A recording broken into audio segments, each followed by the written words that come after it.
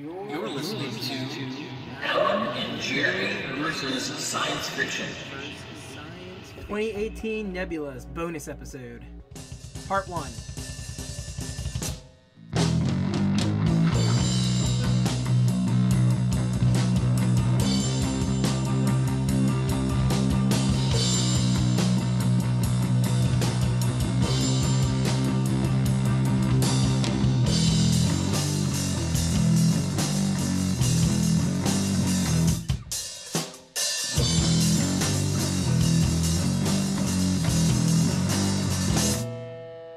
I'm Alan from Alan and Jeremy versus Science Fiction, and I'm here with Dave Robinson.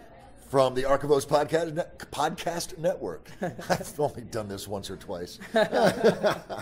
And Alan and I hooked up via an introduction from Kat Rambo, president of SFWA, and found out that we have very similar interests in fandom, in conventions, in storytelling in general. And we decided we're going to do a tandem tag team. Let's experience our first Nebula Conference together. Yes. And explore what we've got. And Alan, you just got here. You just registered like a few minutes ago, right? Yeah, I walked in about a half an hour ago, walked up, registered. It took about 5 minutes, got a giant bag of books. Oh, I know, right? It's amazing. It is. It's huge. That alone is worth coming. Yes, I have honestly never had such a comprehensive swag bag of goods at any conference. That right there. And the conference experience was very smooth. Yes. Here's the packet. I'm doing presentations, obviously promoting Archivos here at the conference. They had all of that for me. Everything that I needed in hand. Boom. Very organized. Very straightforward. Absolutely. And apparently now I have several friends who are here. I know you have some friends here as well. Yes. But Nathan Lowell and Terry Mixon are two associates that I've connected with already. Both of them are very strong in the indie communities. Oh, fantastic. They're indie producers, indie publishers, self-publishers.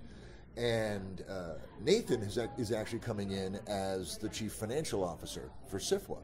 Oh, okay. Fantastic. And Terry recently joined SFWA, and they're both here exploring the opportunities and options and value for indie publishers here at SFWA. Nathan's actually been here since Monday. This is a working con for the SFWA people. They've been having strategy meetings and all of this stuff all day long, all week long. I wasn't aware of that. So that right there kind of distinguishes this con for me in the context of other cons like Balticon or so on, because there is work that's being done in addition to the fun and frolic. Right. Or I saw Kat talking about it on her Twitter feed about having to do 8 hours of meetings and another 8 hours of meetings. And Yep. And SFWA is a huge engine that is bringing a lot of value to authors and the industry, building the community and supporting it. So I would imagine there's a lot of moving parts to administrate. Absolutely. The other thing that strikes me about this conference compared to a Balticon or a Gen Con or a Confusion even is that the schedule of events is much leaner. It's much lighter. When you look at the events that you can go to, there's 3 or 4 in every time slot, and they're incredibly topical and valuable. Yeah. But in other conventions, in my experience, the number of events is staggering on an hour-by-hour basis. There's a couple dozen events going on across fandom, which tells me that this is a much more focused convention, especially when you look at the topics that are on the schedule, and B, it has a different spirit, a different intent. Yeah, it seems almost more of like a networking opportunity, an opportunity to go out there and expand on whatever you're working on. Very much so, and an opportunity for the professionals in the industry, whether they're traditional, indie, or hybrid, and the fans to have an opportunity to interface and engage and explore without a lot of the noise, conceivably, that a broader fan con might introduce into the equation. Sure. Which is kind of cool. So Dave, I got a big question for you. Yes. What are you most looking forward to here? I am here, my primary reason for being here is to evangelize.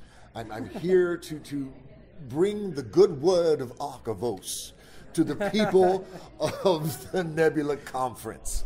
Last May 4th, we launched Archivos, a new story development and presentation app out into the world. And the idea behind Archivos is that it allows storytellers, whether they're authors and writers or just fans that want to create a visual wiki for the properties that they love, to document the story elements of those settings and then create connections between them. Yeah. And then Archivos allows you to visualize those connections in 3 different ways, which allows you to actually see that network of association. You got to make sure you hit up those fantasy writers, man. Oh, big the ones time. with the big worlds? Oh, yes. Oh, yeah. Big worlds, and that's it. You can have organization, you can have political connections, you can have world maps. Yeah. Oh, my God, the maps. Is George Martin going to be here? Because if he is, you definitely hit him up. I get confused reading his books. Hand him a copy. I need a version of Would that. somebody Archivos this darn thing? Yeah, exactly. Absolutely. I'm sure one of our storytellers is doing that even as we speak. But yeah, so I've got an event that's happening actually just in about an hour to introduce that to folks. We're also hosting a party on Friday night at 9 o'clock, and we're hosting a luncheon on Saturday at 11:30, and beer and wine at the party, and deli sandwiches and drinks at Great. the luncheon.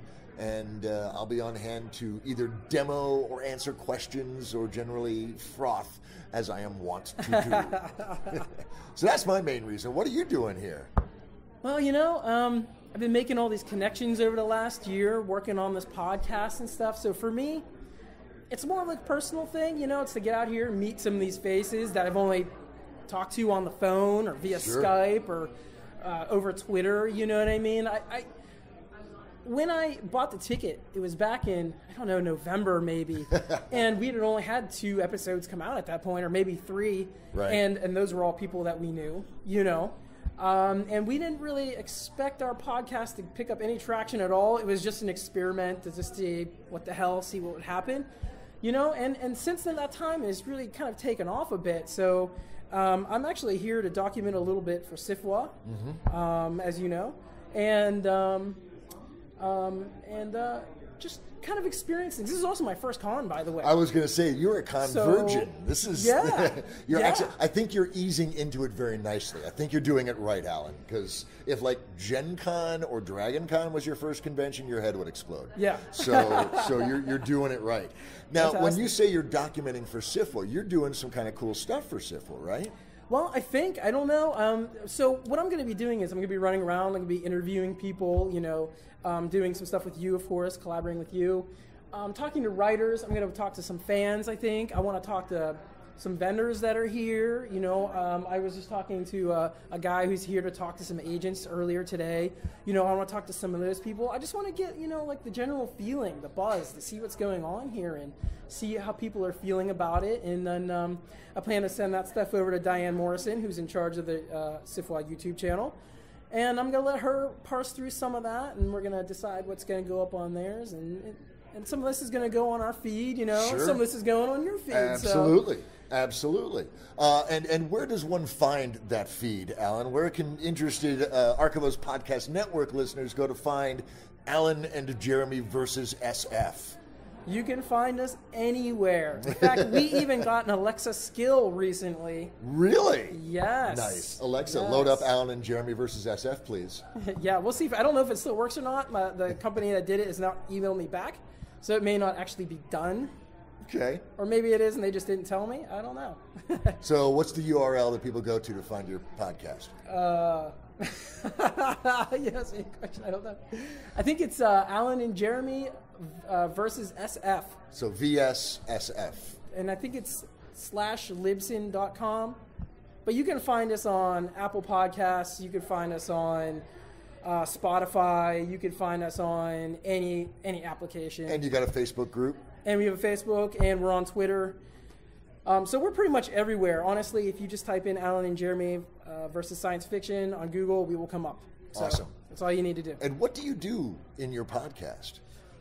Oh, so we focus mainly on short science fiction, and we just try to look at it, interrogate the short fiction, and see how that applies to modern life. So to give you a good example, we brought on a scientist who develops cures in the medic field, you know. Okay. And we brought him on to talk about medical ethics. And during that, we also read a story called The Age of Ice by Zhang Ran, who's a Chinese author.